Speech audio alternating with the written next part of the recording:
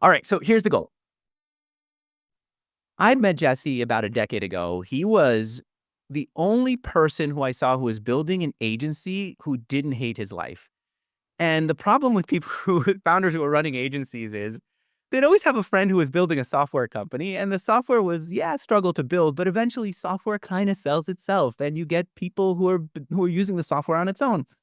And the problem with people who are building agencies is that they have to sell and then they shift over to, servicing. And when they're shifting over to servicing, they're not selling. And so the sales slow down and then they're servicing and then they have to come back and get sales because there's churn or a problem with the customers. And so they go back to sell. And while they're selling, they drop off on service. And all this just keeps going. And I remember asking Jesse, why did that not happen to you? How are you able to build up your business to the place where it was so solid that you can pass on the CEO role to John and allow it to go on and sell the company and allow it to go on and it kept continuing? And you know what? Maybe instead of me saying that, Jesse, do you remember what your answer to me was? This was at the fire in front of a fire in your office in St. Louis.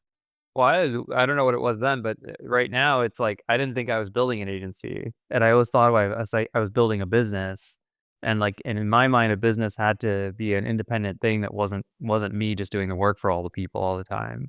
And so from the get go, I never thought of myself as okay, this is the person I have to do the work for. I always thought of okay, I got to set up a system that's going to get the work done for this client. Is that what I said? I actually believe you used the word refused. And you said, I refuse to keep doing this. And so what you did was you built these systems, you built these processes. And so, especially, and this is what we're all here to talk about today, when it came to sales, we have recordings of Jesse doing the early sales at companies. Like a moment ago, you saw him use the backdrop from Growth Assistant, his other company. We have recordings of Jesse selling at Growth Assistant using a process that now someone else at Growth Assistant uses. And we've introduced that process to all of you who read our newsletter, all of you who've come to our past workshops. And the process is this. Jesse figures out who his ideal customer is. He puts down a list of names of people who fit that ideal customer profile, and then he finds someone who could make an introduction to each of those. Sometimes it's three people who can make an introduction. And so when he's selling, he's got a warm intro to the person who he's selling to, an introduction from a mutual friend, and that creates a better relationship and that creates an easier sales process. And frankly, Jesse, I used this last week and I was late by 8 minutes. If this was someone who was just a cold email, he would have just dumped me and said, I'm never talking to you again. Instead, he was totally understanding. He goes, Andrew, I could actually use the time too. Let's talk a little bit later. And we talked and we closed. And that's the experience that we're introducing all of you to. And many of you are going deep in that world and you have some questions.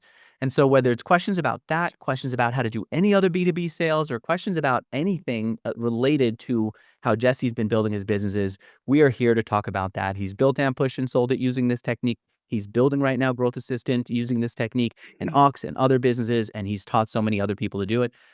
We're going to get right into it, Jesse. Welcome. Thank you. So All right. So how are we doing this? I think people can ask questions. I think in the chat, people can share when someone else asks a question, what they might have learned or taken away from that question. It's to me, I like that device because everyone. I think you can always learn something from watching anyone interact, whether it's my answer or the question itself, and start to think about how to incorporate whatever you're learning into your business. One of the things you're going to realize about Andrew and myself is we care a lot about results coming from this. There's a much bigger vision at play here, which is, I started Gateway X where I'm super hands-on with the companies and I'm involved in them. And part of what we're trying to figure out is can we take these systems and actually help people scale up businesses and growth? Because maybe we're going to do that in a year for equity or other types of devices. But a lot of what we're really focused on people here taking the things, learning them, and seeing if they can work for their businesses, almost as an experiment for ourselves to figure out whether we can put this material out there and see how it works. So you're going to constantly see Andrew. Andrew will harass you. I will just keep pushing you to use everything you're learning and tell us how you're going to use it in your business. and then if someone does stump you with a question, I did promise $100. I can't imagine it happening, but I will give it to somebody here. All right, let's get into the first question. Andy B, why don't you just unmute yourself? Let's bring you in here. Hey, good morning, good afternoon, everybody. Excited to uh, hang out today. So I'm thinking about building a alternative expert network platform specifically for healthcare, buy-siders. So anyone that's, whether it's PE, whether it's venture, whether it's hedge funds, and I really think there's a better way to do it than like GLG, guide point, etc. And I'm trying to understand the optimal sequencing on how to build this. And so since Jesse, since you just launched in the last couple of years Ox Insights, I'm curious, how did like you go get your first customers? Which came first? Was it building out the team, like your shop, to actually do the due diligence for the PA deals, or Question. first customer and then find your team to service con? If you guys follow along in the newsletter, it's a great question, Andy, and I think it's a cool idea, and I think vertical expert networks is gonna be a very good play, so early congratulations to you on a good idea. Uh, One thing you guys, if you follow my newsletter, as we're building businesses at Gateway X, because, I'm not r typically, if a CEO kinda has takes a problem and figures out how they're gonna solve it. In my case, Andrew's the CEO of this business, Casey's the CEO of Ox. I'm not the one in the day-to-day of solving the problem. So I'm trying to find ways to play like a weighted dice game. And so my answer, Andy, is it might be a little unsatisfying, but like the design of Ox was predicated on me first going like, where do I have unfair advantages? And so I would not have started Ox in my case if I didn't have, I don't know, 70 friends in private equity. We've got all these guys I went to college with and screwed around with. And, early on in my career, I worked at Goldman. And so the short answer, again, unsatisfying, is the first way we got customers is like I called my old college buddies and I was like, hey, and frankly, they were already calling me. A lot of them were calling me about digital marketing stuff because it was showing up in their investment committees and they didn't have an answer to it. And they would call me. They knew I had started a digital marketing business. And so that was one of the sort of tongue in cheek tests we use at Gateway X to start a business is, can Jesse text the first 10 customers? Does he know people that well that he can bring in and get the initial flywheel going? So, in your case specifically, unless you have those contacts, either way, I guess I would start by going, you got to go get, I wouldn't get many, but you need like 3 to 5 customers to then go build the supply side of your network out. So I would figure out, I don't know if you've got the blueprint or you've seen the mutual intro thing, but we explain it all the time. Go on LinkedIn, figure out who your targets are, find the healthcare partners at various private equity firms, figure out if you have a friend of a friend who knows them, can get you in the room, and then be ready. And it doesn't take much, I think, to get a few of those people excited. The other thing is a lot of the bigger PE firms, you probably know this, they actually have people who are in charge of this part of the business. Like they work with the guide points and the GLGs. And so that's another person I would try to figure out who's in charge of buying the expert network services. And like, what So would be the title of those people? Like data procurement, or like what? I don't we can ask someone. There's one woman who works for Ox who used to work at GuidePoint. We can ask her and get that back to you. Thank you. Jeffrey, let's bring you in here. Great, thank you. So, I guess as I put in the chat, one of the questions I'm facing is how to refine my ICP. This is in the context of the Bootstrap Giants Accelerator. I guess so my company, we basically do a lot of contract R&D for the defense work. I do work for DARPA, building sensors for nano drones. I do work for IARPA, building sensors to integrate into clothing. We design chips, all sorts of stuff. And I've been doing this for 25 years. So there's certain like an approach we take. It just required me this long to barely be able to understand what's going on. We're growing, we're 4 people.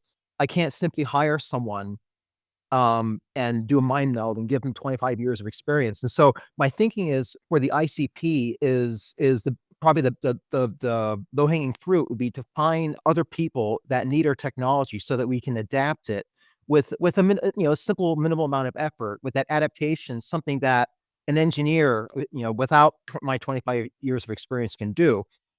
My concern is that may be too narrow, and so I'm just trying to figure out how to balance out between just how broad or narrow it should be, so we can grow in a sustainable manner. So Jeff, if you got an email in your inbox and it's your dream email, you're like, they describe what their company is, they describe their issue, what would that sound like?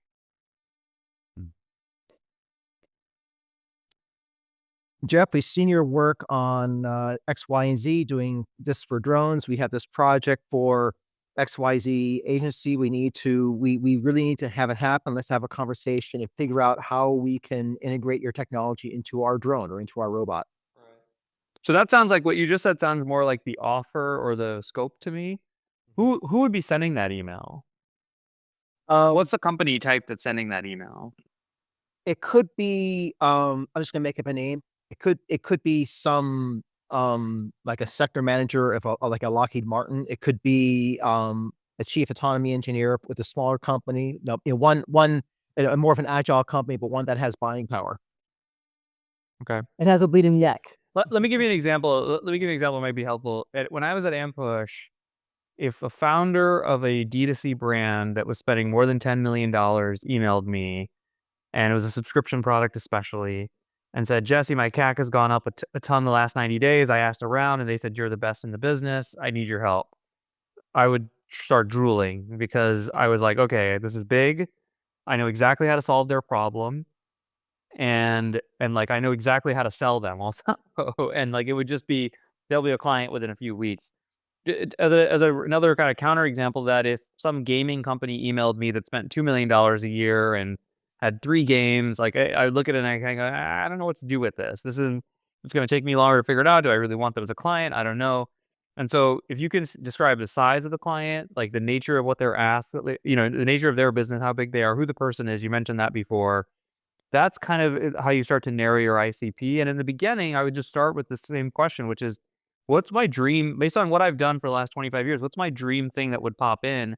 And then let's go look at how big that is in the market. Meaning if there's only 5 of those, okay, well then to your point, we probably need to expand it or figure out, and I always like to think of it as a bullseye target. So you've got something in the center and then maybe one rung out, you go, okay, Jesse, this is my ultimate dream. And there's only 20 companies like this in the country. Okay. But one rung out, there's like 200. And one thing you'll hear me say a lot is I think people sometimes go like, oh, I need 10,000 potential customers. And then early on, I don't think that's true. I actually think most people need 20, I don't know how much you charge per month for your offer. We don't really, it's not charged per month. It's basically per project. So typically a project is anywhere from 500,000 to 1.5 million. Yeah, but there you go. So if we can get you 10 customers a year, that's a pretty awesome business. And we can go to the next level. So we just need to find 100 to 200 customers who are fitting in your ICP based on, I would, again, start with what you would get you excited. And then we go back to LinkedIn or we go back somewhere else and figure out if there's a list and how long that list is of those companies. That's a big thing that I've taken away also from the accelerator, Jesse, just watching you say, look, we don't have to go for such a broad market. We're not looking for that many customers. Let's get as narrow as possible that the person who we're trying to sell to feels like, oh, this person gets me. And I have, by the way, Once you're a $10 million business, you have money, resources, time, energy, you can go find another market. And like, I mean, that's how I prefer to build businesses because I also like to build defensibility in whatever I'm doing, in the core of what I'm doing. And Jeffrey is part of what, as he mentioned, he's part of our sales accelerator. If you are doing any B2B sales, I'm going to tell you later why you should be joining the B2B sales accelerator. Jesse and I will work directly with you to understand who your ICP is, your ideal customer, what your ideal customer profile is, how to refine your offering so that they understand what you're selling and it's compelling for them. And then also how to get meetings, how to close sales. And we're going to work with you step by step in the process. I'm going to put a link for it in the chat right here. And I'd love for anyone. Everyone listening, I get back to this kind of thing. I want to make sure people are getting, what'd you learn from this exchange I had with Jeffrey? What'd you learn from the exchange we had earlier?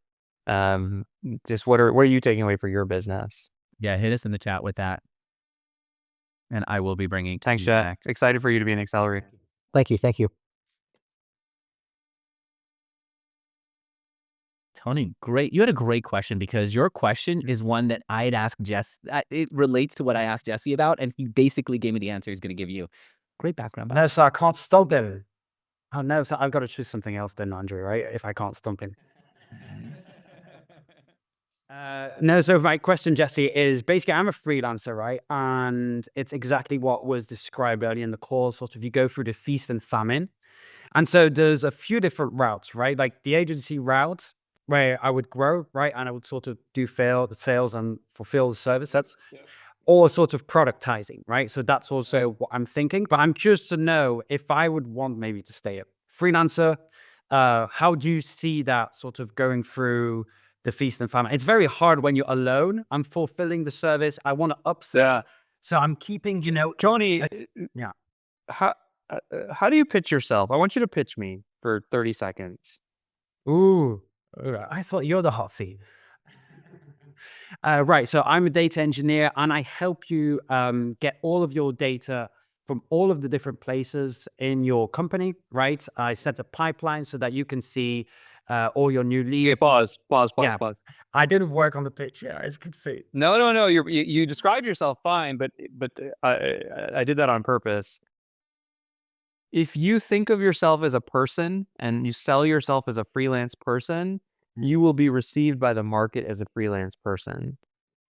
For Aux Insights, as an example, we have people. I mean, it blows my mind. They work as marketing help for the private equity firms directly. The private equity firms are like, well, I'll pay this person $10,000 a month. We walk in and we say, we're Aux Insights. We're a firm and we are blah, blah, blah. We charge $200,000 a month for our services. And it's literally a collection of 4 people who they could be paying $10,000. But in a buyer's mind, you just said, I. Like, great. If I'm buying Tony, then I'm hiring a freelancer and then I expect Tony. Right. And let's listen to how this sounds different. Hi, I'm Tony. I am the founder and CEO of Data Inc., whatever your company's name is. My quick story is I was a data engineer for a long time. My business started to get a lot of momentum behind it. And then now I've started a firm and we're the best in the world. We do this, we do this, we do this. Here's our rates. Here's how it works, blah, blah, blah. Now, there's so many things that are powerful about that. One, you can charge more. But two, and I think equally importantly, they don't expect you now. You're like, so here's how it's going to work. We're going to get you a project manager. I'm going to stay involved on a weekly basis. I will update you, but I'm running a company and nobody expects me or Casey and nobody expected me at Ampush to be in the work because I never said, I'm Jesse, I'm a marketing expert. I'm going to do all your marketing for you. I said, I started this firm, and blah, blah, blah, blah, blah. Here's what we'll do. So try it just for fun on your next call. Just like, I don't know if you have a name for the company, but like name the company, sell it as a company and see how differently the person reacts to you. Now, you may have to change like who you're talking to because if they want a freelancer and you're selling a company, then that's a different part of the thing here. But like anyone who's listening, again, I want people to respond in the chats. Like that's one of the most common things I see, and it was I did that on purpose because I guess you were going to present yourself as an individual doing things, and the second you do that, forget about it. You're going to be stuck doing the work. You're not going to be able to charge as much. Go ahead, Andrew. What happens if he doesn't have a team? Like you had Casey at Aux Insights, you had other people who are doing the work. And so you could legitimately present yourself as a we and have other people interacting with your customer. What happens to Tony if it's just Tony? There's no such thing. What do you mean? You find contractors or I mean, if you want to build a company, you got to build a company. You got to think like a person building a company, not like a person doing freelance. It's not just a semantic game. It's a real thing that if you want to be building a company, you got to be building a company. And a company, the CEO does not do all the work. That's just not how a company works. No company works that way, right? So yeah, I mean, to be specific, to answer your question, Andrew, I would get a handful of contractors ahead of going out to sell. I'd say, hey, I'm going to bring in some business. Are you available for this many hours? And the first few projects are going to be a little, ghetto for lack of a better word. Like you're going to have to be chasing people around, whatever. And then eventually you go, hey, I've got enough going on. Okay, now I have a few full-time people and so on and so forth. But you always have to act like there's a company and then that has to be part of the case. So again, people will figure it out, by the way, if you go and like, I have a company, blah, blah, blah. And then you're the guy, you're like the guy at every counter doing all the work. They're going to be like, okay, this guy says he's a company, but he's not a company. I'm going to bring Soren on not next. Was that helpful, Tony? Love it. Love it. Thanks, guys. I do actually, Jesse, really love seeing the takeaways. Bring in the takeaways in the chat, folks. Let me know what you've taken, what you remember from this, what's helpful for you. The big thing for me, Jesse, was I knew you were going to say present it as a company, but actually having the company and bringing in contractors and freelancers, that's the gutsy move, especially when you got your first customer, that I think is a very Jesse step to take. It's a mindset thing. You feel like you have a company, and imagine talking to someone when it's just you and they're negotiating and you don't actually have to pay somebody else money. So you're just going, oh, it's me. Do I get 10,000 or do I get 9,000? And you're like, all right, fine, I'll do 9,000. But if you have to pay somebody, you're going to go, well, hold on, guys, I'm running a company here and I got to pay people and I got to make a profit. And your whole brain changes when you go, this is a company. It's a thing. It's not me. It's an organization that's separate from me. Okay.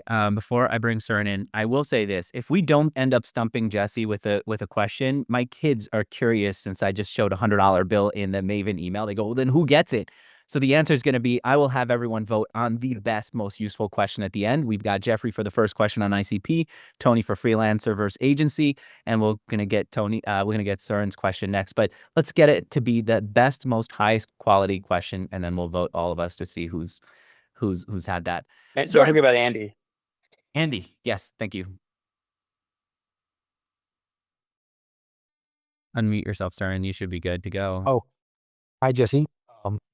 Well, thanks for responding to my emails previously. So my question is essentially, how do I pitch to PE firms, specifically that invest in insurance firms? So I used to work at a PE-backed insurance firm, and I delivered some great results. I have 10 years experience in the insurance industry. And after going out on my own, I realized that I'm targeting the wrong people because I'm working mostly with insurance agency owners and just don't have the budget. So that's why I'm making this switch to try and pitch to PE firms. Right. What are you pitching them?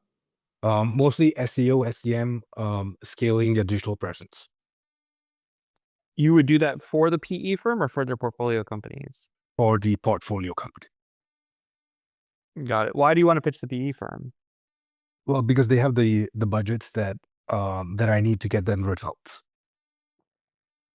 But do they have the budgets, or do the portfolio companies have the budgets? I would assume that their portfolio companies have the budgets. Why are you pitching the PE firm? That's what I'm missing. I'm missing something here. Because I mean, my understanding is that like whoever's in charge of the portfolio companies, like they have KPIs that they look at, and I always understand that they have preferred partners that they work with. Yeah, I don't think the most PE firms are going to be interested in a marketing services pitch. I'll give you an example. Just it may make more sense. When somebody pitches me something for Bootstrap Giants, I go, I don't know. Andrew's in charge. I'm going to hand it to Andrew, or even Andrew who's not like, I'm going to hand it to Richard or someone else on the team who's in charge of that thing to make that decision. And so most PE firms, at best, they're going to be a channel for you, meaning like you get them excited and then they're like, hey, go sell my company something. But what I would do instead is I would try to find a portfolio company, do some good work for them, then go and say, well, can you introduce me, now that I've done good work for you, can you introduce me to your PE guy? Then use that as a case study to get to the interest of the other portfolio companies. But if you just go into a cold PE company and say, I do this, they're going, first, they won't take the meeting probably. And even if they do take the meeting, they're going to go, well, we don't know what the hell you're talking about. We're like finance guys.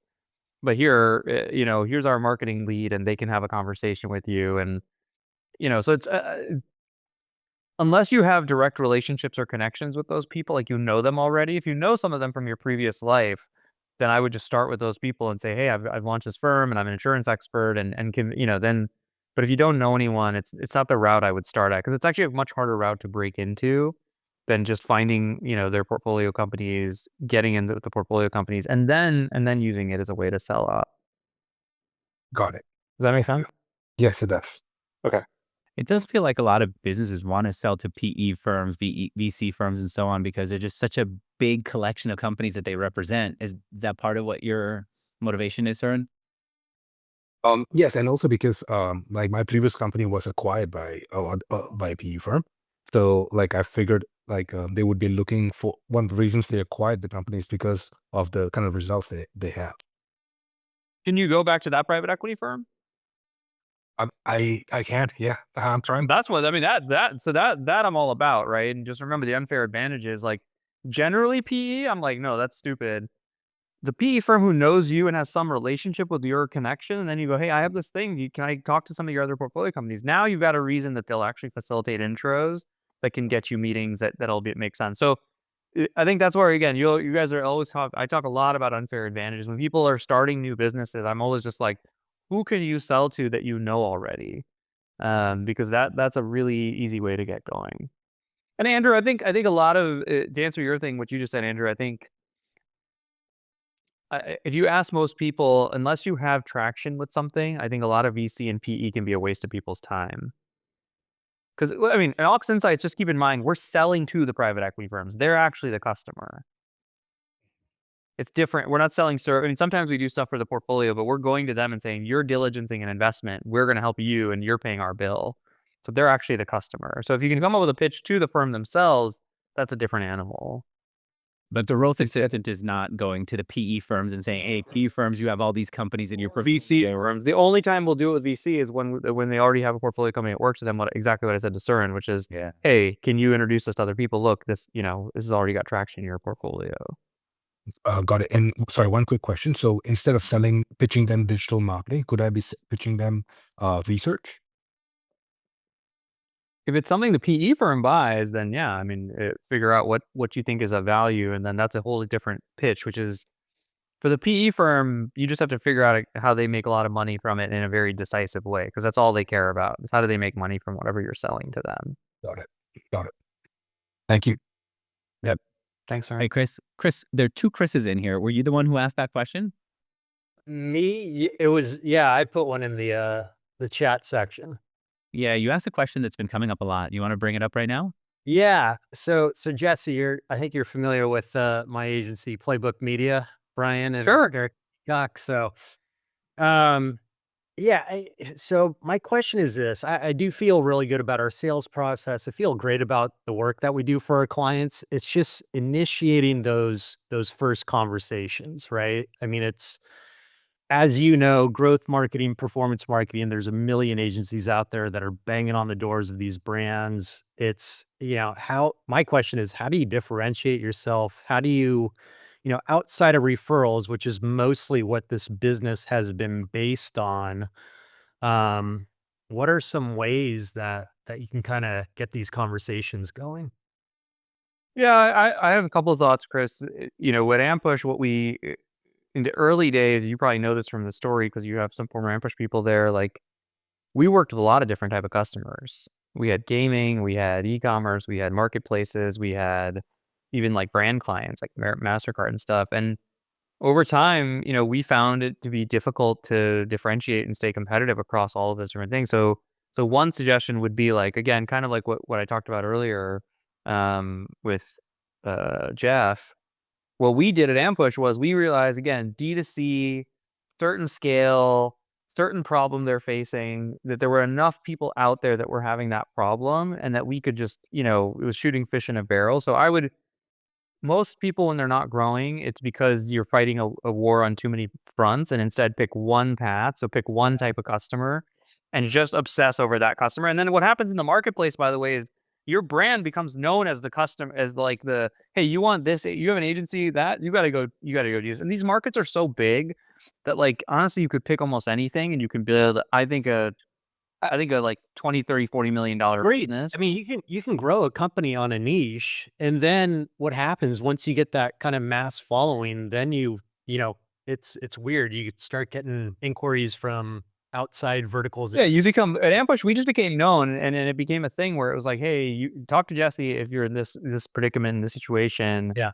And it was only once we were people had to kind of tie me down a little bit to get me to agree to doing that, which is common for founders, is because founders hate saying no to things. Yeah. But eventually I was convinced, and it started to work as a strategy. The other suggestion, and this is a lot of what we do in the accelerator, is, how do you operationalize, how do you make referrals more predictable?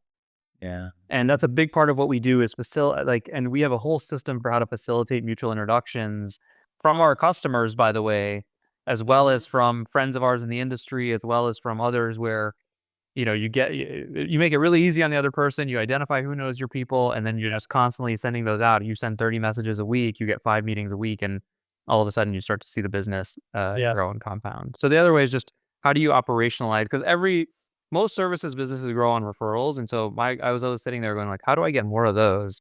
And we created a bunch of ways to facilitate more of those warm introductions. Yeah. Cool. Thank you. Appreciate it. Thanks, Chris. By the way, Jesse just brought up the accelerator. One of the things that I love about the accelerator is that you do have access to Jesse, not just for big, broad questions, but for questions in the moment. Jesse, we had a member, Ben from Rodeo.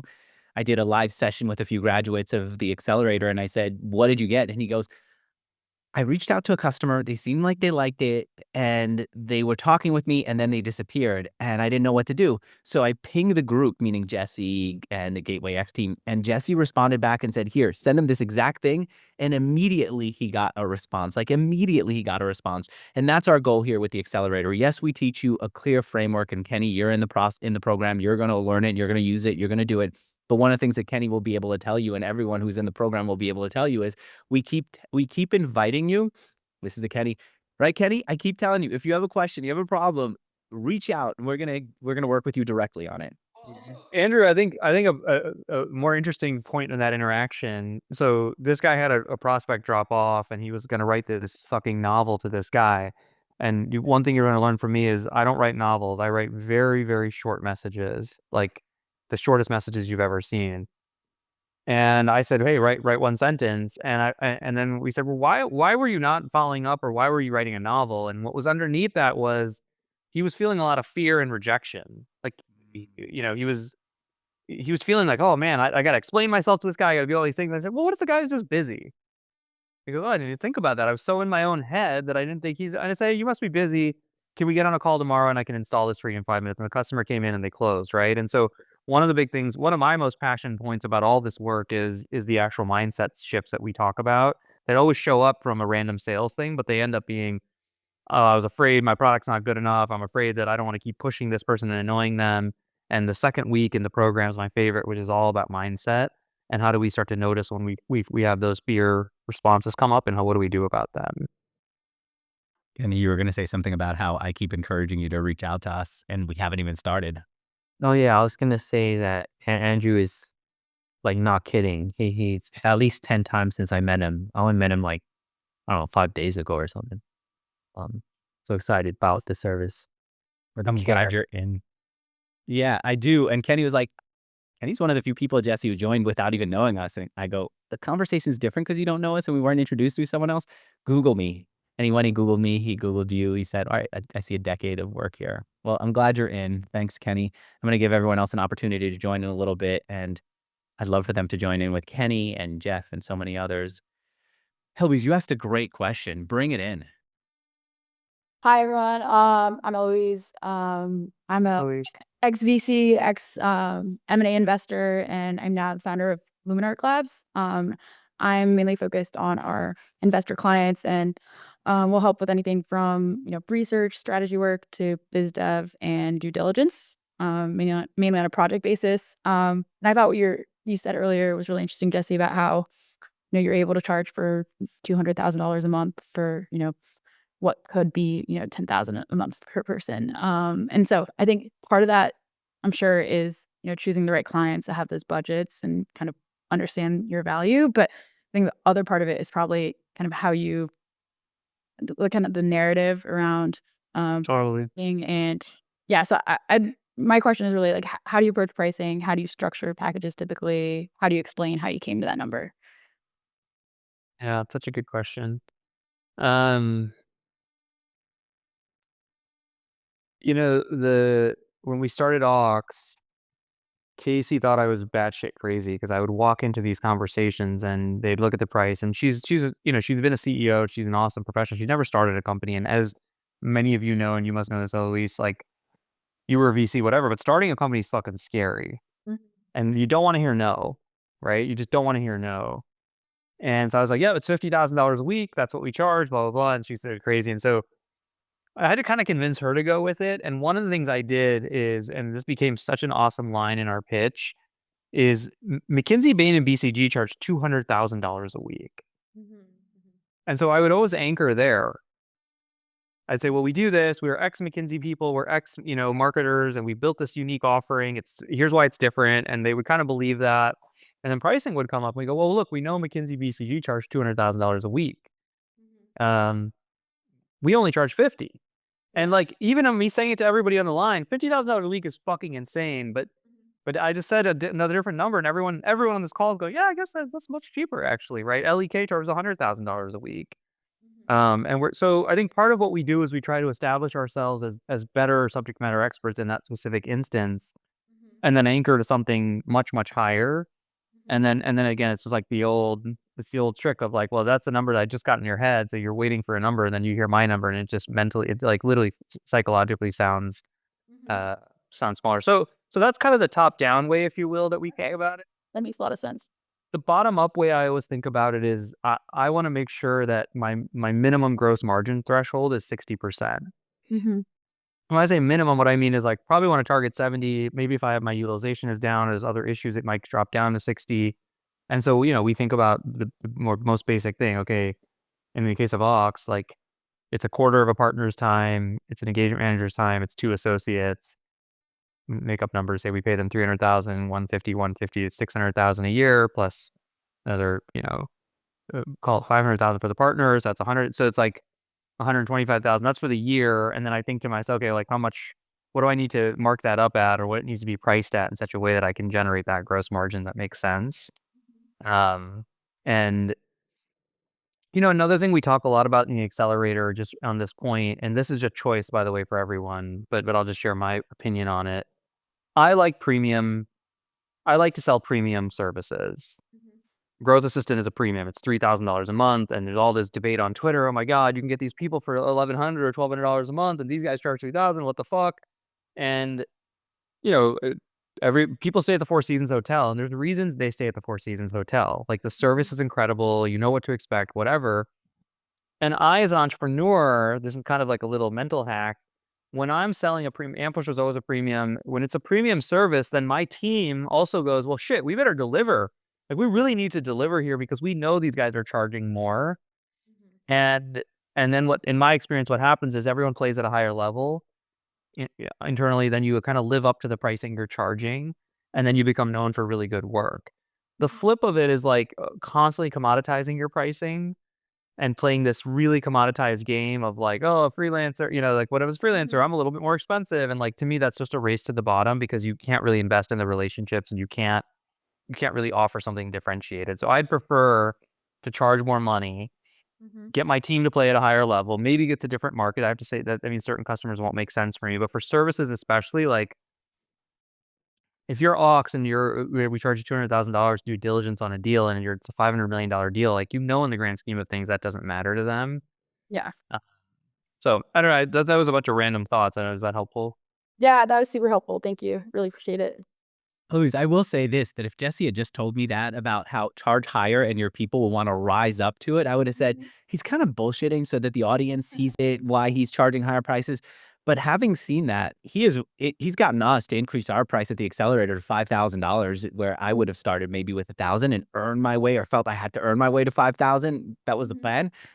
And what I've seen is the whole team says people paid a lot of money to be a part of this. What else can we layer in? How else can we be there for them?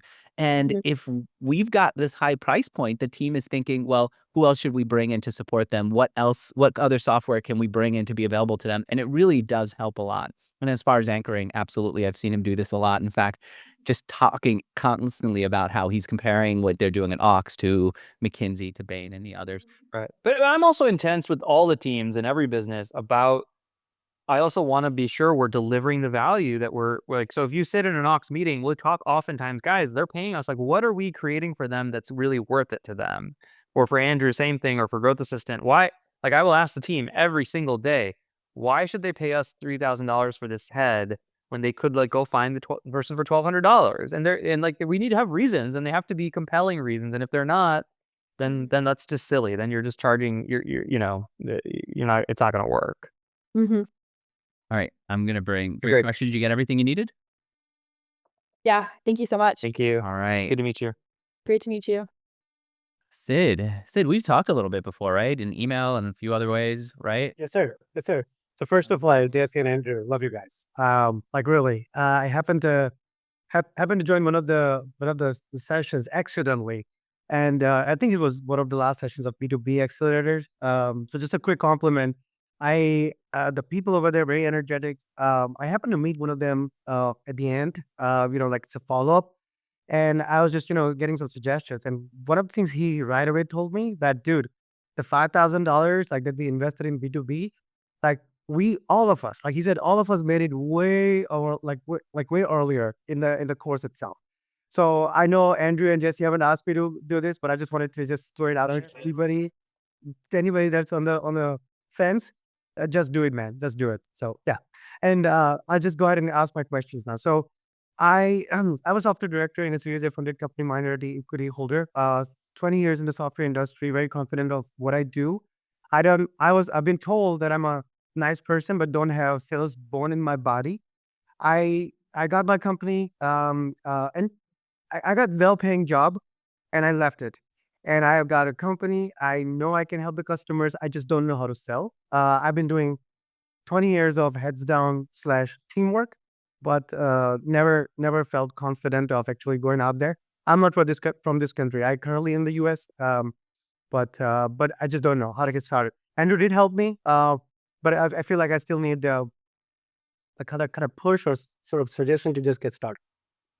That's my question. So for someone who doesn't have a sales bone in their body, what do you recommend? This is to start a company or just start selling, or what exactly are we starting?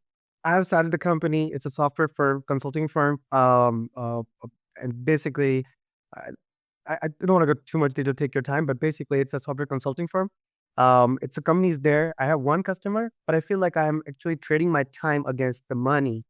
What I want to do is I want to have people working for me and then sell it that way. So Yeah, I mean, some of the mindset stuff we talked about earlier. Well, there was the stuff we talked about, making sure you're thinking like you're running a company and not running an individual freelancer, which we talked about earlier. And then, there's two things that come up for me, Sid, that I would think about. The bigger opportunity for you as a human is to actually reflect on what's making you scared.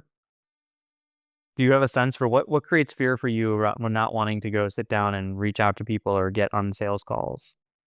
number one, I've got multiple mouths to feed. I'm the single bread earner. And my health insurance hinges, with that set income. And be able to, it's a 9 to 5 that I have to give to my customer, and then I cannot just go out to conferences or be in front of the people. So that's number one. That's kind of So let me make sure I understand. You're afraid that if you start selling more, that you're gonna not be able to pay the bills? So currently I have one customer that I'm actually working for, trading my time against it. But start selling the time conflict, be able to go out there, talk to people. There is no guarantee that I'm gonna get that, the money coming in. So telling this So you're kind of like one in the hand versus two in the bush. You're afraid of risk. yes, Why are you afraid of risk? like I said, I have bills to pay, and it's not for me. I can go on ramen noodle for a year. Right. I have finally kid and yeah, exactly, aging parents. What do you think the worst thing could happen is? Worst thing has already happened, quite frankly. The job that I was working for, the Series A funded firm, like we gave them a year, like of my time, and we paid the employees. After co-founder, I was my most equity holder.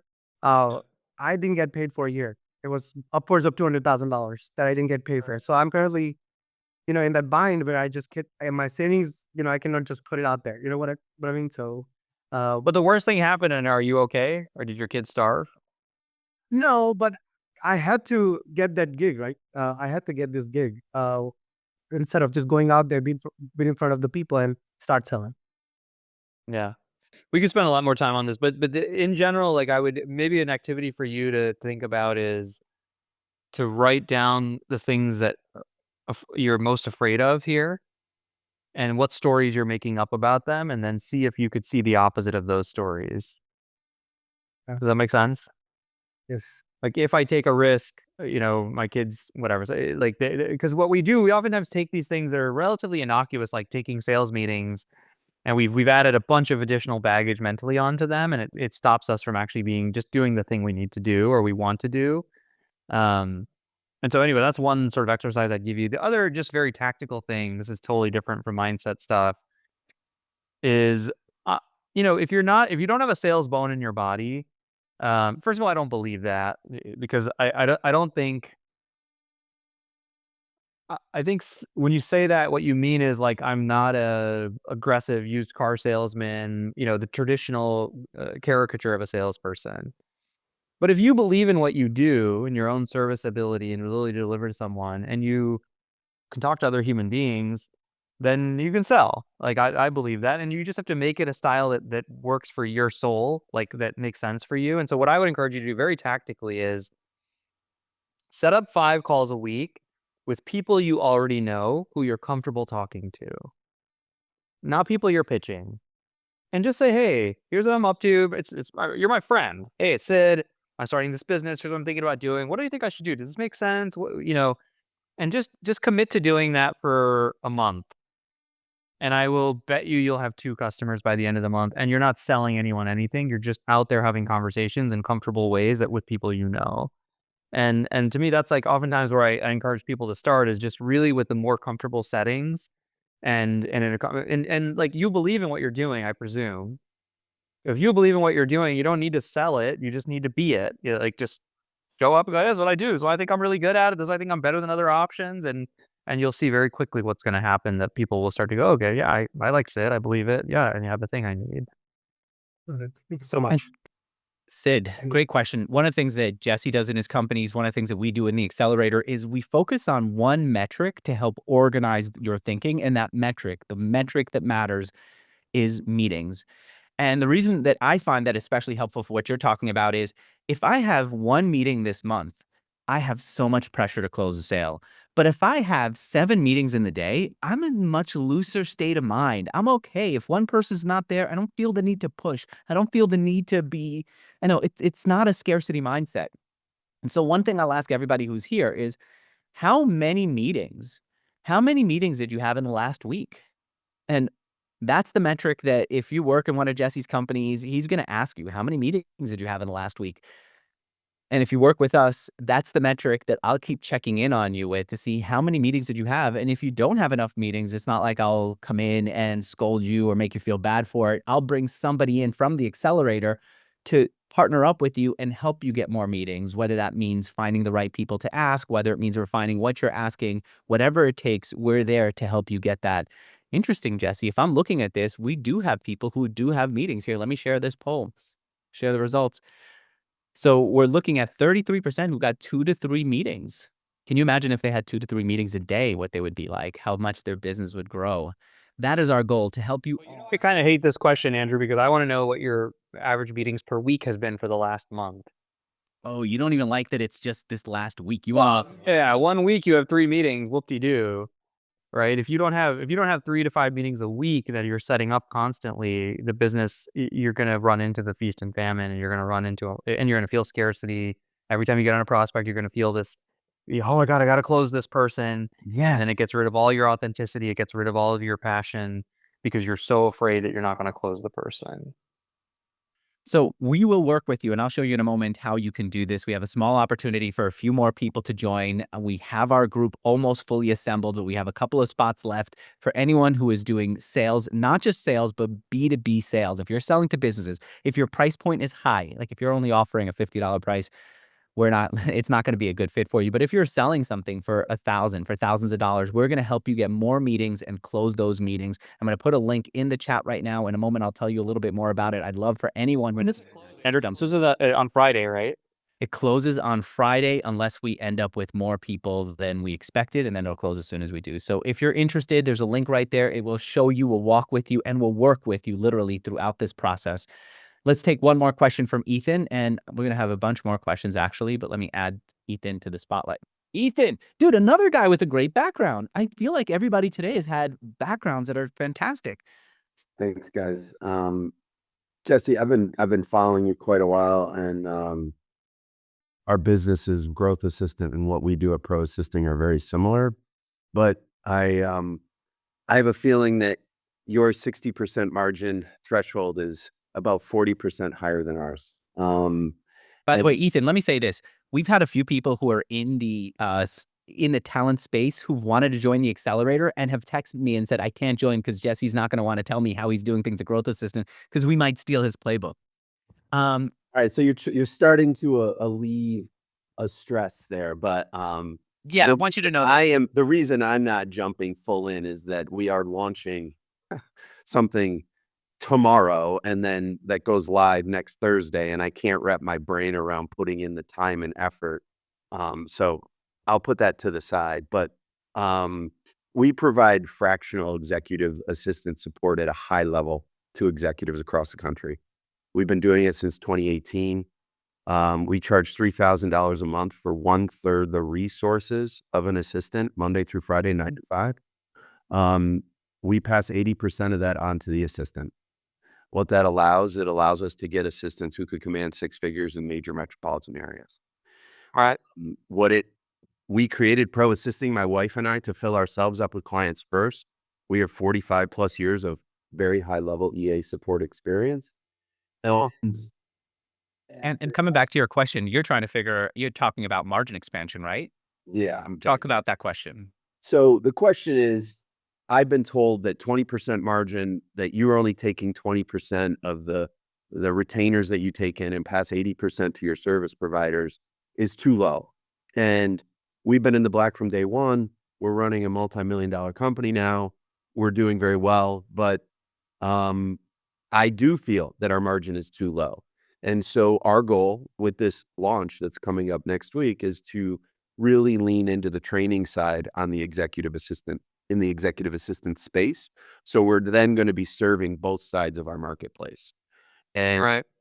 the goal, and thinking that that training aspect could be substantial with the right focus and time, and get to a blended margin that is more in that 35% and Right. 40%. Does that make sense, or does it make sense to just put complete blinders on and only focus on margin expansion on the service business? Yeah. I assume these are US based statistics. All US based, yes. Yeah. You know, I in a traditional services business, I use that 60% threshold, and I can imagine why people are telling you that. But let me give it slightly different framing, Ethan, that I think might be valuable for you. When you swipe your credit card, right? When you swipe your Visa, Chase Visa, do you know how much Visa takes? Like $100 transaction. You know how much Visa takes of that transaction? 3%. So it turns out the issuer takes about 2 to 3%. So Chase takes 2 to 3%, but Visa is just a payment processor. So they take like 20 cents. Now they have the credit cards, they have 60% of transactions globally. And so it turns out that 20%, it's a tiny, if you look at it as a divided by 100, it's a tiny, what you call a tiny gross margin. If you look at their financials, they actually say they have, they have 100% gross margin, because they think of themselves as, we take 20 cents of this transaction. We have no cost. We have no cost to deliver this ability. So I think one of the things, if I were in your shoes, that I would do is I'd first of all say, well, hold on, let me decide what business I'm in, right? And is the gross. There's like, again, another example at Ampush was, we were managing, let's call it 300 million in ad spend, and our net revenue was $30 million, and our gross margin on the net revenue was like 70%. Because our cost of sales were actually the services against the net. Now, if we looked at it as a percentage of the media, it's like, well, that's a horribly horrendous business, but that was like a very gross number. And so what I would need to better understand, or what I'd encourage you to think about, rather than just saying margin expansion, is in my mind, there's a framework, there's a continuum between what value add services are you offering, and what's your take rate essentially of the thing you're doing. And I wouldn't necessarily raise your gross margin for the sake of raising your gross margin. I think you have to provide more value, or be willing to provide more value. And that's why in this case, you're saying training is the thing that's going to get you a higher margin. So you can take a lower cost person, train them, right? And then you're going to command more of a margin. I assume that's what you're thinking. No, it's more along the lines of taking everything we've learned in running the business and our EA careers, and having executive assistants take that on their own. And it could become a. Oh, I see. You're going to train the executive assistants in charge of. You also want to start an education business or something. Absolutely, to marry it. And then through that process, we'll find great talent for the service side. Gotcha. Yeah, I mean, if you want to start that business, then great, do it. If you're doing it just to raise your margins, I wouldn't necessarily recommend that, because I mean, you're already doing it, so it is what it is. But like, I would just ask yourself the question of like, do you? I don't care if you make 20% or 60%. The question is really what's below that. And are you happy with that? And can you scale that? Like if you could take the 20% and you guys make, I'm just doing the math, $1,500 or $2,000 in contribution per person. And underneath that, you don't have a lot of costs. So say you're running actually at that number, a very high margin business, like great, just scale it. Like who gives a shit? Who like that to me is not a now, if you have to spend a lot of money recruiting the EAs and then then there's customer service and there's all this other stuff, so that by the time you're actually getting your bottom line, you're not You're making very looking much at money. right here, right here. Yeah, so I wouldn't just randomly. You don't need to raise gross margins for the sake of raising gross margins. If your EBITDA is strong and you make a lot of money and the economics work, I would actually think of ways you could scale what you're doing so that it's maybe more self-serve or other things at that same margin level versus finding, in some other way. Now, again, this is good for recruiting EAs and stuff, but it's not prima facie to me that you need higher gross margins just for the sake of higher gross margin. I appreciate that. And my training assistance is what lights me up more. And the That's great to know. service business has allowed and given us a foundation that stacks. And we have clients who've been with us since 2018. So Awesome. that kind of that allows the foundation for then I finally gave up my last client that I was directly serving in November. So, and we're, and the EBITDA margins are good. We're less than 5,000 a month running this business. It's, yeah. Well, Ethan, I'll say that you and Jesse share an interest and passion in teaching, and that actually does answer the question. And here's the other thing that I'll say. Because you share a passion in teaching, but also you share a business that's so similar, I think you would be nuts not to join the Sales Accelerator. I'm going to talk to you directly and show you what's on the inside. I want to get your honest feedback on this. And then at the end, I think you're going to join, and I want you to join, and I want to show you why. And I'll have everybody else watch this too. And let's see if we can get Ethan to join right now. Here is what is, and Jesse, by the way, I started out with the Sales Accelerator by just talking to members. I said, look, what do you want to know from Jesse? What is it that Jesse's done? Tell me where you are. What would you like to know? And they said, I want to know about sales. And so I said, all right, tell me more. And Jesse saw this. I got on sales call after sales call after sales call. And here's what I found out. Members told me, look, I've got sales. And many of you here who are listening to me have got sales. You've sold at least one person. But what they told me, Jesse, was they do not have a process. Ethan, do you have a sales process yet? I know you're kind of early. No, I've been doing this since 2018. We do have a sales process. How documented is it? It's in my brain, Okay. but it's a All right. very fast process. It's 3 steps. All right. And one of the things that they were telling me was, I do my own sales. Are you doing your own sales yourself?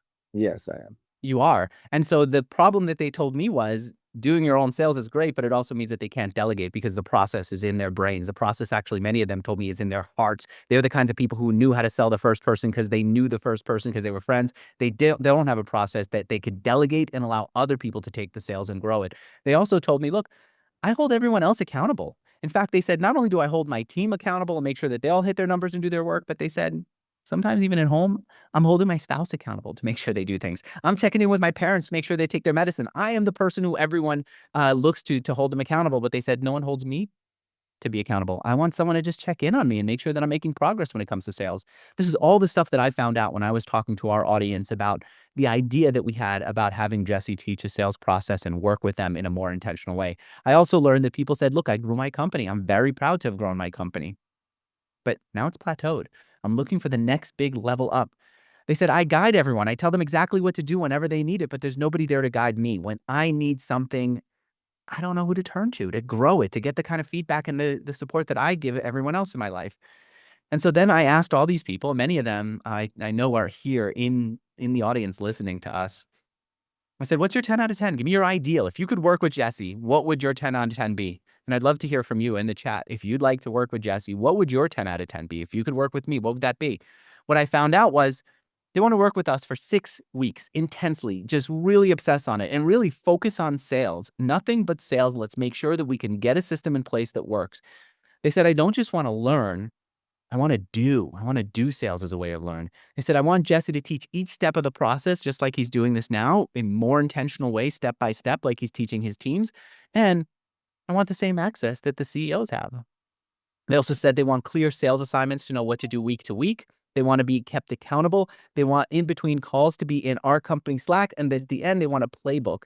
Not one, Ethan, that's just in your brain, though I understand that you've got this down, but they wanted a playbook that they could then start handing out to people, hiring them to help grow sales. And so I took all that together and we created the sales accelerator, the B2B sales accelerator. And that is what as Jesse said, we're closing out on Friday. We're going to get started immediately next week. And we only have a few more spots left to have people join.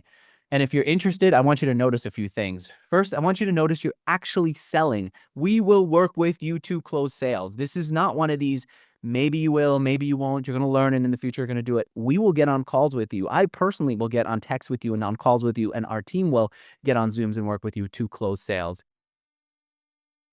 We hold you accountable.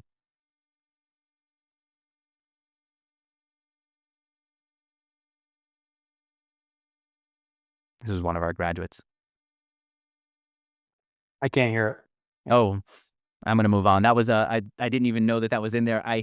That was one of our graduates who said that he had closed a sale, 20K MRR, while he's in the program.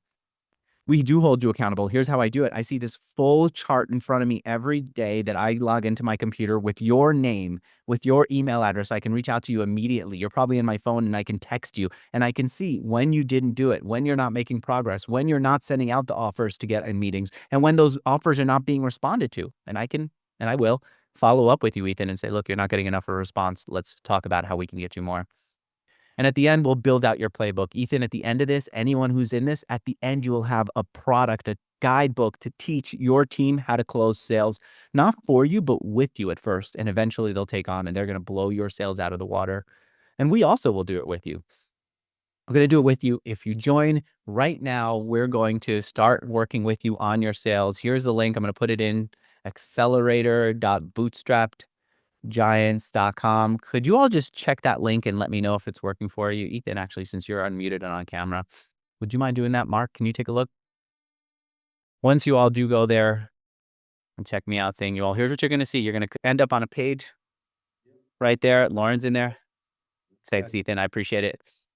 And you're going to see the process. You're going to see our graduates. I always put the first and last name. Often I'll even put the email addresses of our graduates who rave about it, because I know that many of you are reaching out to them on LinkedIn. You know them as friends. You're reaching out to them. And so I want you to see them. I want you to talk to them. I want you to see how effective this is at closing sales. And once you join, here's your first step. I introduce you to Jesse. We start getting to work immediately via email, and we start getting you results. This is not for you, though. It's not for everyone. It's not for you if you sell to consumers, if you're selling small price products, it's not the right fit for you. If you're only looking to sell on the web, it's not the right fit for you. If you don't feel comfortable talking to customers, it's not the right fit for you. We're going to encourage you and we're going to help you talk to more and more customers. If you just want to learn, it's not a good fit for you. If you don't have a business yet, it's not a good fit for you. It's perfect, though, for people who are selling to businesses. This is why I was thinking of you, Ethan, especially because your product, your service is going to be so freaking similar to what Jesse's doing. It's basically copy paste and you're in his world. All right. If you're selling services similar to Ampush, like I said, if you're selling at a high price point, if you're coachable, if you're prepared to have sales conversations, if your business is doing already 15,000 plus in sales, we're going to accelerate it and grow it even more. If you're opening to hire a sales team in the future, this is going to be fantastic for you. And finally, and this is, Ethan, what I think is going to close you right now, I will guarantee a sale. At the end of this process, you will absolutely get a sale. I want to hear from you. What's holding you back? And we're going to get into questions. How much is it, Andrew?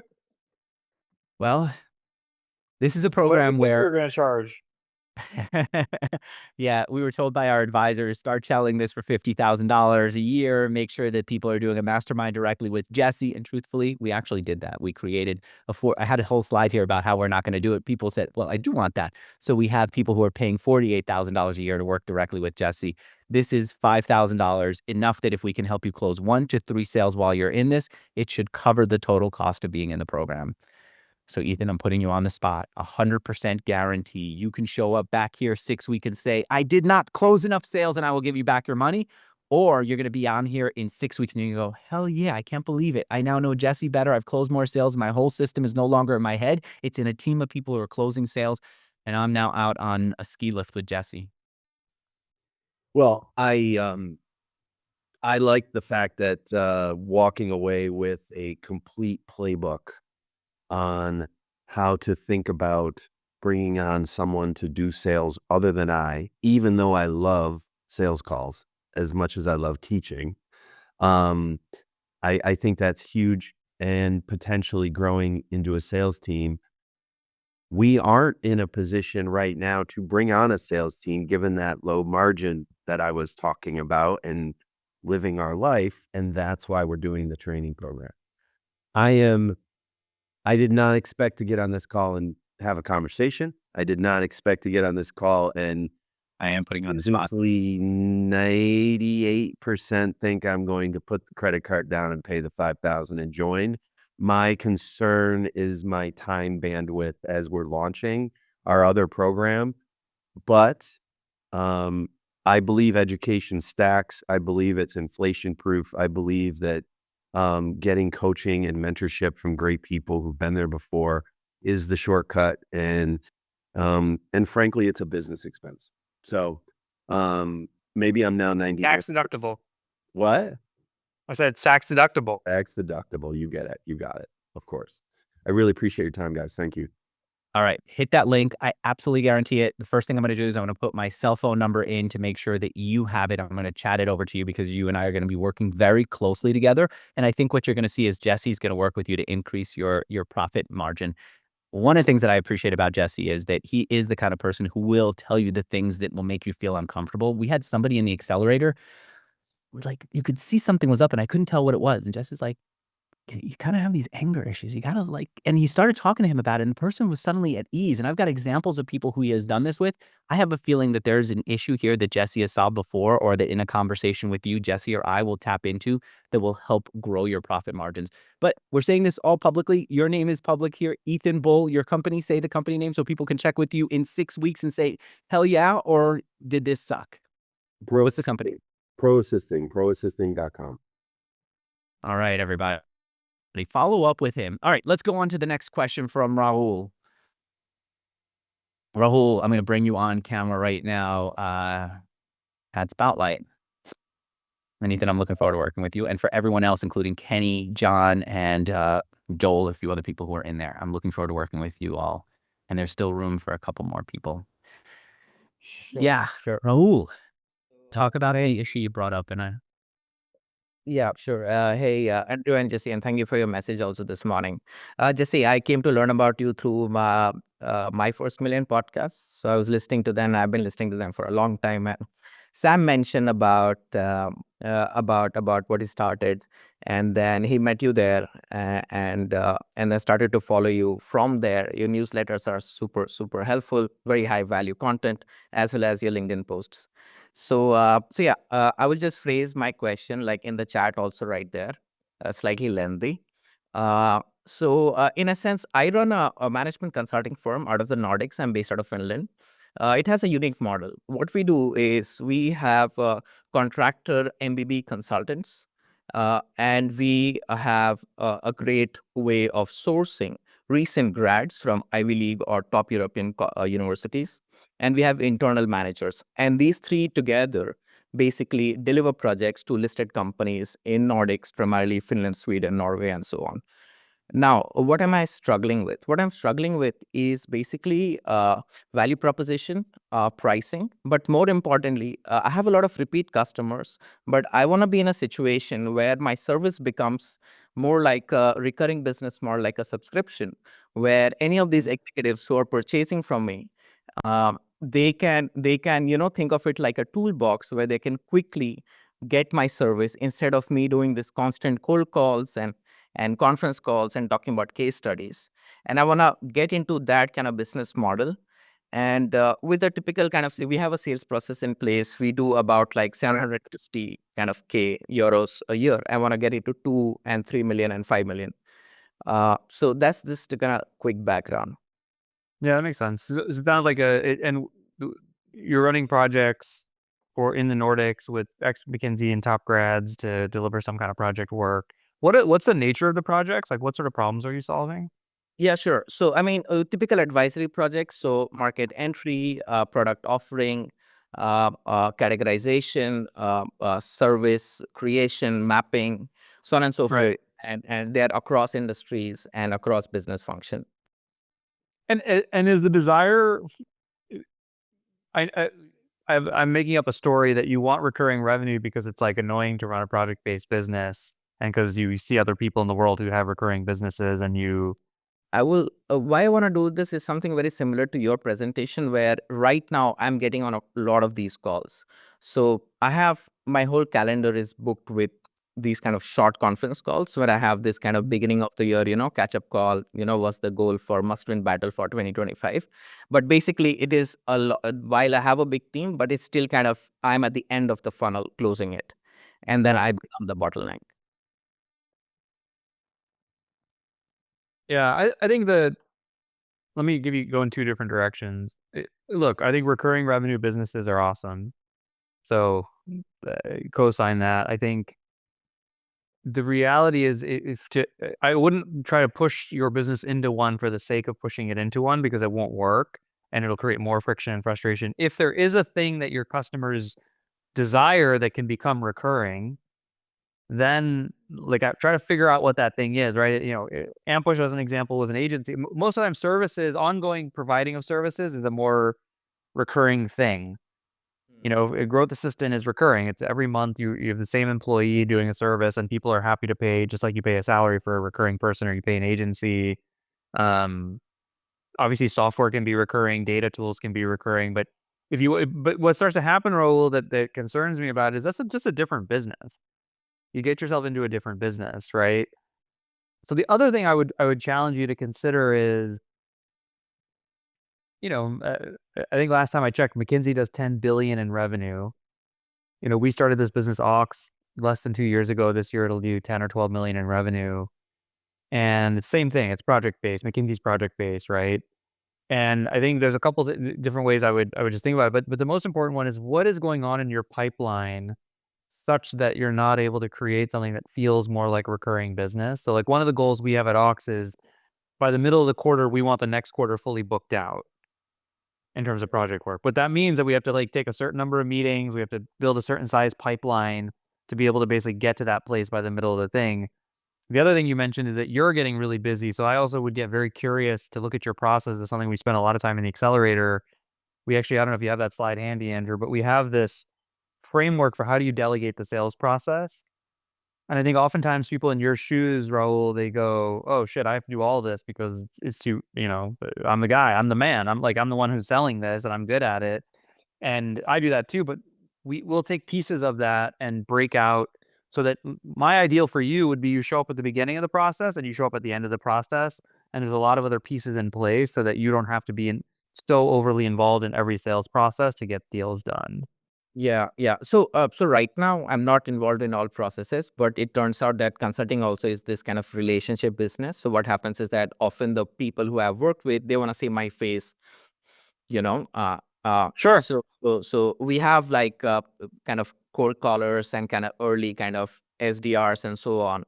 But then this whole relationship aspect to any kind of consulting business then comes, which then means that I have to be there. And I think that is part one of the problem. And part two of the problem is that because I'm involved in many projects, so there is a certain kind of knowledge with time that I've gathered, which means that if there's a lot of relevant stuff I'm able to talk about, which any of my associates can perhaps not as extensively talk about. How many, Raul, this is happening with Casey too right now at Ox. Like, how many of these projects can you support concurrently at any given time?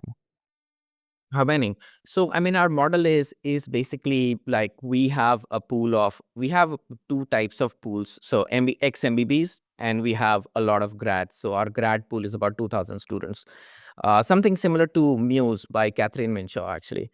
And yeah, so I also connected with her. But anyway, so then we could staff very, very quickly. We could start very quickly, but I've not been pushing on too much size because of fear of quality. So typically at any point, No, but you're the bottleneck. You've already addressed that, right? So the question we have to ask is, no, it doesn't matter how big your pool is. None of that matters. It matters how many can you personally be involved in at the level of service you want, and then we have to figure out a way to get that certain things off of your plate, right? So at Alex, for example, right now, where the number one focus is hiring a partner so that Casey can get away from having to run every project and sell at the same time, because it's just not possible. So we're looking. We have, you can get managers and associates all day long, but it doesn't matter. We could have an unlimited number of those people. It wouldn't change anything in the business. right, right, right, right. So how many can you support directly? I mean, if I'm directly supporting, then any month there could be 4 projects maybe that I'm involved in. Right. That makes sense. So that is pretty normal Yeah. for any consulting business, right? So I think what I would encourage you to do is, it sounds like you might be at the place where you either need to raise your prices so that you can just make more money for the projects because you're involved in them, or hire another person who's at your level who can support projects that you're not involved in, because you bring your project load down to 2, somebody else takes on 4, now you have 6 going concurrently, and then you're able to sell also, and then you kind of keep rinsing and repeating that process. But there's a lot. I mean, services businesses, they just require people. That's sort of the nature of the beast. And I don't, again, unless there's a glaring opportunity for a subscription need, I wouldn't necessarily force that into your business, because I think it can be counterproductive. Sure, sure, sure. I mean, that is really like a wish, because it's just painful to constantly be on a. So, I mean, I definitely get that perspective, like that. Well, here's an idea. I'll throw a dumb idea at you. You have this massive pool of talent, of young people who are talented. Why don't you just create a staffing offering that says, hey, we'll at the end of our project, we'll match you with 2 to 3 people. We'll take a markup on them, and they'll just stay employed through us to you to take on any work you need them to do. And just, does that make sense?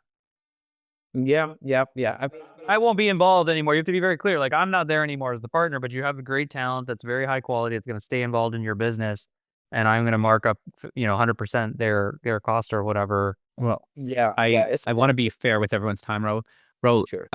One of the reasons why Jesse can jump in so quickly with these answers and work you through it is because he is so familiar with this business and this type of business. You and I have been on text, I think, late last night, your time, or my time, and early this morning. We're available for you. We've talked to think about having you. You talked to Andrew Winter, one of the other people on our team, about joining the accelerator, right? It was Andrew. I thought it was you. Okay. So there are 2 Andrews. All right. We have 2 Andrews whose names are very similar. We do have a big team here. It's not just videos. It's not just Jesse. It's a whole team of people here ready to work with you. And one of the things that you noticed is we are available on text. We are available on one-on-ones. We are available to be there for you. We can help you think through this. And I'd love to have you. The reason that I messaged you last night was I said, wait a minute, Raul is someone who I really wanted in the program. I didn't get you in there. And so I messaged you last night. I'd love to have you in the program. Are you thinking of joining? Are you going to come in with us? I'm thinking of joining. There are a few factors I have to look into, but we are in touch. What are you doing right after we're done with this? I'll give you a ring right afterwards, okay? Yeah, sure. It's 9 p.m. here. I'm at work right now. You are? Okay. Sounds like the kind of person I want to be in business with. I'm going to call you like 2 minutes after we're done here on audio FaceTime, and we're going to get to follow up about that and about anything else. We are at the end of our time here together. Thanks to everyone who was here. I did want to talk to you, Andrew. There's another Andrew in here who I wanted to bring up here. Can we do a one-on-one, Andrew? Are you asking me? Yes. Andrew? Yeah, that sounds great. Do a DM with your cell phone number, and I'll follow up with you, okay? Okay, cool. Thanks. All right. I do want to work with you. And I want to say to everyone here who's in the program, I'm looking forward to working with you. For those of you who are not in the program, yes, it is something that will help you grow your sales. I do absolutely guarantee it. And the reason I can absolutely guarantee it is because I've checked in with people who've gone through the sales accelerator in the past. So Mark, I see you there. Safir, I see you there. Faraz, if you are considering this, if Chris is considering this, I see you there too, Chris, even though your camera's off. I guarantee it, because I've seen what we've been able to do for other people. We'll help you organize your sales process. We'll help you figure out who to hire. We'll help you build the whole thing. And I will hold you accountable step by step. And yes, it is $50,000 worth of value for only $5,000. And also, Rachel messaged me to say, look, tell people they could do it on payment plan. So we could break it up so you don't have to do the full $5,000 all at once. If you are like some of the people who said, I don't really fully know this, I don't fully trust this, take that first step with us, and I guarantee you're going to get a sale. Do it right now. And the first thing that you'll do is connect with me and Jesse, and I'll be as available for you as somebody who's fully on your team, because I am on their team, Jesse. Jesse, did I miss anything from here? No, I just love your passion, Andrew. I do. I'm like late at night on this too. I do have people here who asked questions. And you got Ethan. Ethan's in? Good. He's in. I want Ethan. Ethan's exciting. I love these numbers. Your I was passion. looking real time. Thanks, guys. Ethan, let me get you on here. Ethan. He's turned himself off. He wants to move on. He wants to move along, but I don't. Dude, I'm gonna be in your life to the level that Not too much, Andrew. Yeah, I got a lot going on, but yes. We got to help him with this launch. you are my obsession. Yes, we will. All right, Ethan, I'm excited to see it. Thanks. Thanks, Jesse. Thanks, everyone. All right, guys. Bye. All right, see ya. Cool. And I will follow up to see what the best question was. Everyone will get it by email. Thank you all.